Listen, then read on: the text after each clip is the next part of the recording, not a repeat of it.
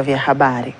Na sasa tuzamia hili ambapo kulingana na utafiti wa hivi majuzi kumekuwa na kupungua kwa idadi ya wanafunzi wa kike wanaosajili kwa masomo yanayohusiana na sayansi, teknolojia, uhandisi na hesabu au almaarufu STEM kwenye vyuo vikuu. Kwa mujibu wa Wizara ya Elimu, hili limekuwa likisababisha wanaume wengi kuajiriwa kuliko wanawake kwenye nyanja za masomo hayo.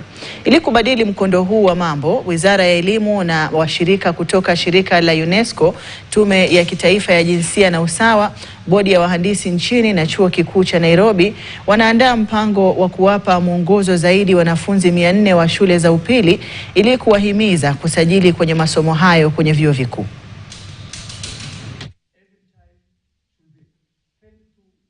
This activity is organized under Natural Science, where we aim to mentor girls and bridging that gap to have more girls interested in STEM. STEM stands for science, technology, engineering, and mathematics. Our research has shown that many women have not been included in the STEM space, and it is sad that half of the population there is not in the decision-making table, because what we know is that STEM, the jobs of the 21st century are in the STEM space. So, of course, economic empowerment is very critical. We've been organizing this for the last 10 years through the Kenya National Commission for UNESCO. The Ministry of Education has been organizing this. The intention is to encourage and promote STEM education among our female students. It's very encouraging to see 400 girls being mentored. I believe they'll be transformed.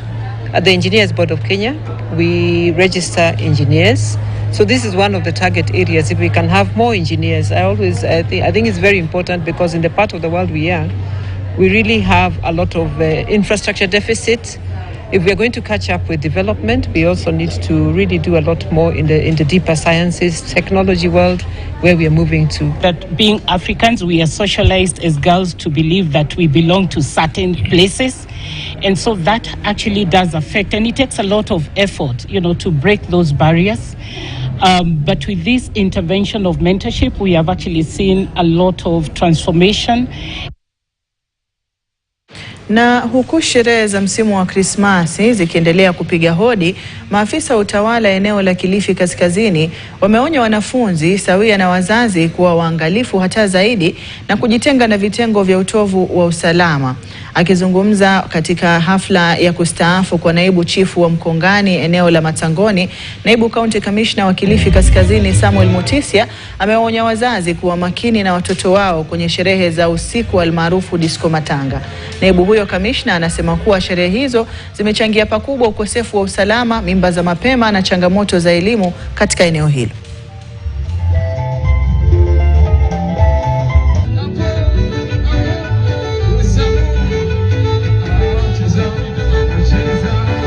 Kuna kitu moja nimepata hapa imenishangaza sana, na hawa viongozi wanajua, kwa sababu nimejaribu kupigana nayo na sitalegea.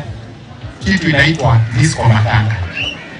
Mkijua wale watoto tunapotezea kwa disco matanga, wasichana wadogo wanaenda kuimba Mwanzele usiku, ati na ukiulizo naambiwa walikuwa wanachanga kwa sababu kuna matanga. Unajua ngoma inahitaji pesa. Wasichana wa shule wametoa pesa wapi ya kwenda kuchanga? Vijana wadogo wametoa pesa wapi ya kwenda kuchanga? Alafu disco asubuhi ikiisha, tunapata wasichana 2 watatu wamepata mimba, wengine pengine wamepata ugonjwa. Kile ningetaka kuambia ninyi wazazi ambao mko hapa, mtoto muweke kwa laini.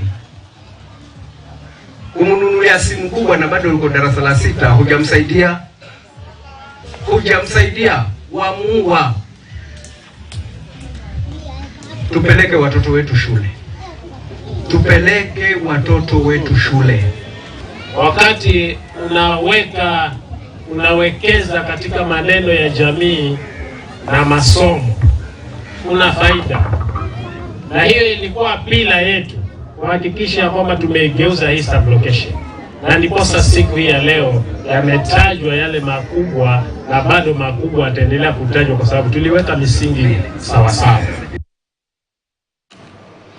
Na viongozi kutoka Laikipia wamehimiza serikali kubuni mbinu za kurahisisha watu wenye ulemavu kujisajili kwenye bima ya afya mpya ya SHA. Aidha, wamesema bado kuna familia zinazowaficha watu wenye ulemavu badala ya kuwasaidia kujisajili ili kunufaika na misaada ya serikali na mashirika mengine. Walizungumza hayo katika kituo cha Kinamba Laikipia Magharibi, ambapo misaada ya vifaa vya kuwasaidia watu wanaoishi na ulemavu vilitolewa.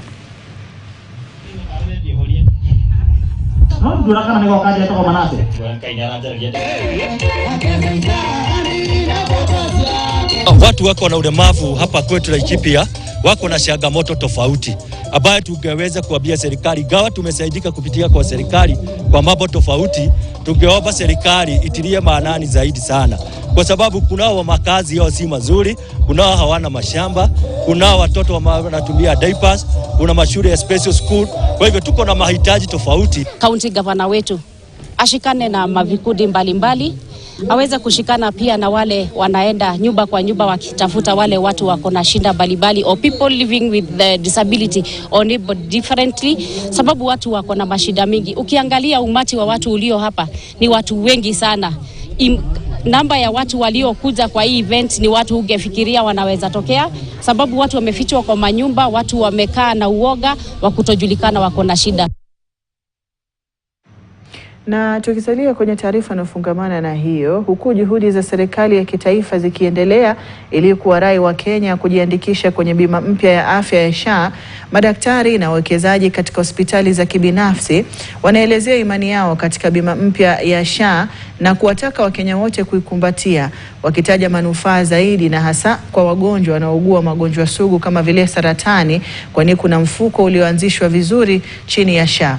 Wakiongozwa na Daktari Imran Osman kutoka hospitali ya Avenue, madaktari hao wametangaza kuunga mkono mabadiliko hayo, wakitaja changamoto chache zinazojitokeza kama matatizo mwanzoni ambayo yatashughulikiwa hatua kwa hatua, huku Wakenya wengi wakijisajili.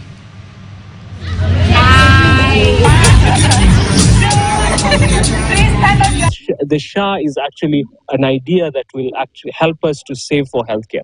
Now, if it is managed really well, even the chronic care fund is going to help the dialysis patient, is going to help accident victims and so on. So I'm very pro SHA, but we just need to make sure that the funds are managed properly. If you are unwell, it is unfair to tell you to go to town and get sorted there. So it is easier for us to deploy the SHA officials to the facilities, and especially the tertiary facilities, where they can be able to guide people immediately. I think the idea of the government pulling resources together to help pay for healthcare, make healthcare more accessible, I think it's a noble idea.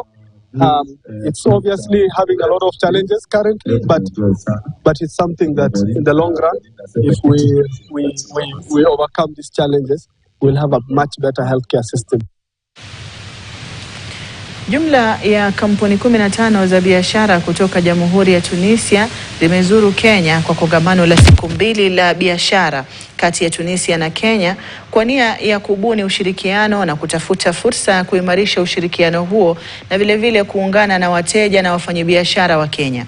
Balozi wa Jamhuri ya Tunisia Anwar Ben Yusuf alikuwa akiongoza ujumbe huo wa Tunisia kwa mara ya kwanza jijini Mombasa humu nchini Kenya ili kuashiria hatua muhimu ya ushirikiano kati ya mataifa hayo mawili. Akizungumza mjini Mombasa, Yusuf alisema kuwa uamuzi wa nchi hiyo kuleta wajumbe humu nchini kiuchumi katika eneo la Mombasa umechochewa na umaarufu wa jiji la Mombasa. For many other Eastern African countries through its very important strategic ports. And as companies, we are here to try to understand and how it works here and how we really enhance the cooperation between our two countries. Tunisia is a member of COMESA since 2018 with Kenya, of course, and this is give us opportunity to export and for the Kenyan counterparts to export to Tunisia with zero taxes. A lot of opportunities that are rife for businessmen both in Kenya and in Tunisia, and that is what led to a more strong and candid conversation between us and the Embassy of Tunisia that has given rise to this delegation. What we see here is a first of many, hopefully, and we are looking at reciprocating. So we are, welcoming the delegation from Tunisia here, but we are also already in talks to have a key delegation to go to Tunisia and be able to, just cement those closer partnerships. Kwingineko, wakazi wa wadi ya Masol County ya Pokot Magharibi, mojawapo ya maeneo yaliyotelekezwa kimaendeleo, wanaendelea kufurahia matunda ya amani kutoka kwa mradi wa maji ulioanzishwa eneo hilo. Miradi hiyo inayoongozwa na mamlaka ya maendeleo ya Kerio Valley, yani KVDA, ambayo yanawasaidia maelfu ya wakazi kupata maji safi ya matumizi ya nyumbani na pia vile vile kwa mifugo wao, na kuondoa uhasama wa jamii inayoshuhudiwa katika jamii za wafugaji. Mkurugenzi mkuu wa KVDA Sami na Poros anasema kwamba miradi hiyo imeleta mabadiliko makubwa hasa maeneo ya Sigor na Turkana Kusini.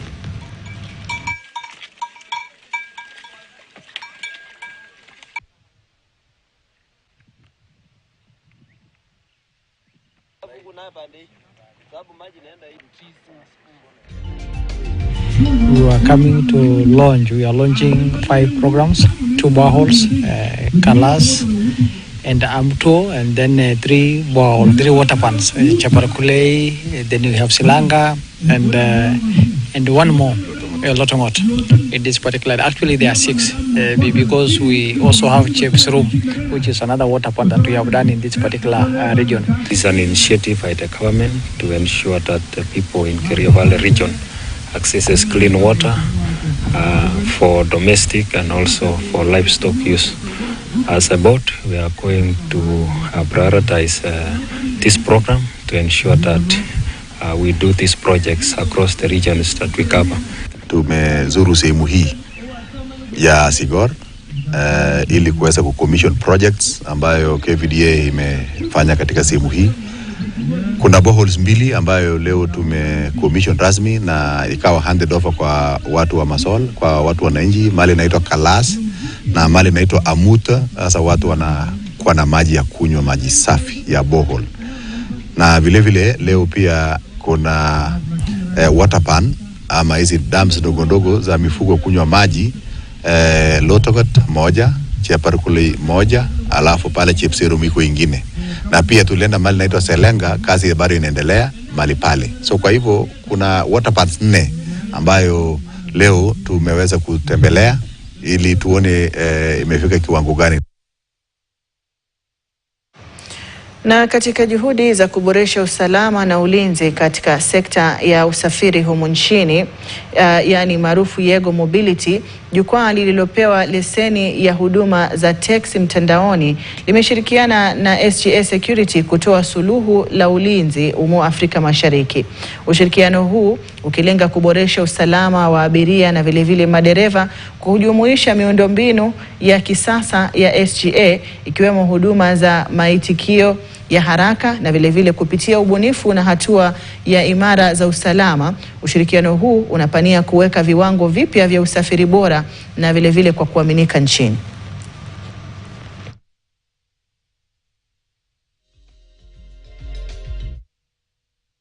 Room or from a panic button on the Yego devices, we'll be able to respond and send our nearest vehicle for intervention wherever it may be within the country. So we believe that together with this partnership, we will be bringing a much higher level of safety and security for both the passengers and the drivers of taxi services. That Yego has tied up with SGA and they have SGA's back, I think makes a big difference, rather than just getting into a taxi cab, not knowing where and when, if God forbid an intervention is required.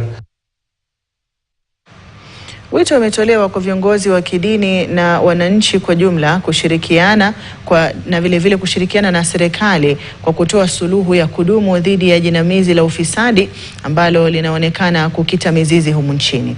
Katibu mkuu wa kanisa la Marafiki la Chwele kaunti ya Bungoma, Mchungaji Henry Dinambo, anasema badala ya baadhi ya viongozi wa kidini kukosoa serikali kupitia vyombo vya habari, itakuwa bora iwapo wangeandaa kikao na rais ili kutatua swala la ufisadi, huku akidokeza kuwa kama kanisa la Marafiki wako tayari kupokea fedha kutoka kwa rais ili kukamilisha miradi mbalimbali wanayotekeleza. Wafisadi wanatoka makanisani mwetu. Ni vizuri sisi kama kanisa tuwaite, sababu tunawajua. Kama sisi Quakers tuna Musalia Mudavadi katika serikali.